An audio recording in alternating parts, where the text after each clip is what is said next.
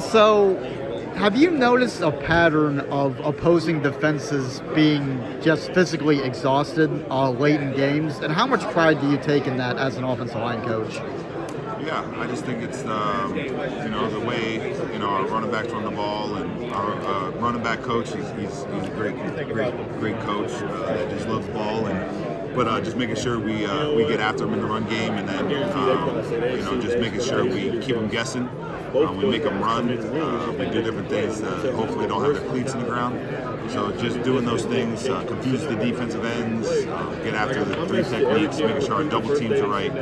So just after, hopefully 4 quarters, they're tired and exhausted. And that's how we can end games. Obviously, Nick had some big shoes to fill with Hunter and Juice both doing great jobs at center. But now that he's kind of the anchor of the offensive line, how has he done with that role?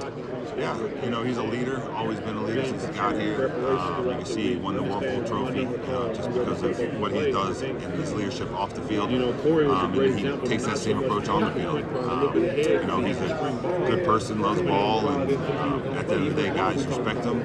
He does a great job of communicating, make sure everyone's on the same page, which is always key. That's always starts. Number one, right? That's how we get the play started. So he's doing a good job of doing that, and he's embracing his role, and he's attacking every single day. And also being a team captain, so he's voted by his peers. So you can see that they look up to him, and guys will listen to him and take his approach. What's the biggest stride he's made as a player this year? Just his ability to communicate, ability to attack when he needs to attack, make combo calls, all that stuff. So he does a good job of just keeping us as a unit intact, and that's always what the center has to do. Sometimes he doesn't block anybody in plays, but he makes sure everyone's on the same page. We've seen Cooper in there a little bit. You spoke highly of him a few months ago when we had you on Zoom. How do you feel his freshman year has gone, and what's the biggest improvement he's made since he's been on campus? Yeah, he's been playing for us. He plays in pretty much every single game. He's our 6th lineman, and most of the time we're even 7th lineman when we have those packages, so he's that guy. So whenever you saw Venga in motion, most likely he was out there. So making sure that he has a role, and he's embracing that role. He's doing a good job. So we're just working on his technique fundamentals, making sure he prepares the right way. So just freshman things that I'm trying to make sure he has great habits. He's just working on his game, but he's growing. He's getting better every single week, and he's our future. So speaking of Venga, obviously he's made a lot of headlines with him going into motion, and in particular that block against UCLA. What do you remember about finding out that was in the cards for the offense, and what was your reaction to that? Yeah, at first I was like, man, it's going to be pretty cool. And then I was like, man, I never had to teach someone to do motions. Never had to teach someone to shift and come downhill from all the way outside as a wide receiver or line up as a wide receiver. So it was good for me just to grow, my ability to understand offenses and stuff like that, and having a guy out as a slot receiver. So it was just cool. At first I was like, man, I don't know. And then as I saw it evolve and work, it was cool. And it was great to see.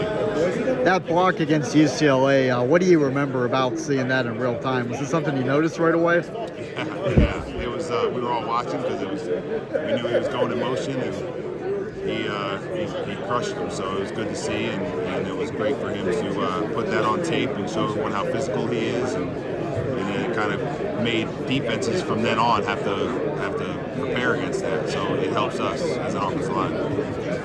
Have you been around many guys that are, like, obviously you played in the NFL, but how many guys have you been around that are that big that can move like that? Because it can't be too many. Yeah, not many. That's why he's special. That's why we did what he did. And that's what I saw him recruiting him. And I'm happy he's here. I'm happy he's on our team. So he's a great person. He loves football, and he just does anything we ask him to do, which is awesome. Which lineman reminds you the most of yourself as a player? Good question. I would say probably Drew Shelton, just because his ability to prepare, and he might not be the most athletic guy out there, but he's a technician. He works on his game. He out-prepares his opponents.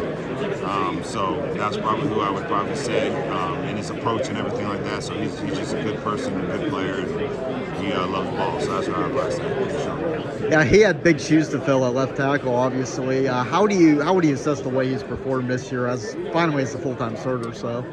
Yeah, I mean, he's doing good. He has some things he needs to work on in his game, and there's those things. We already have a plan for off-season whenever we get. Hopefully, we don't have to get to the off-season until January 21st. But yeah, he's working on his game, working on his craft, working on the timing of his punch, all the little technique things. From last year, he played probably a little more right. I know 2 years ago he started at left, so just making sure that he's juggling that. Even in this last game, he played a little bit of right, so just getting him to be able to be consistent with that, consistent with his sets, consistent with his hand placement and his footwork. So just working on those little things. All right, anything else?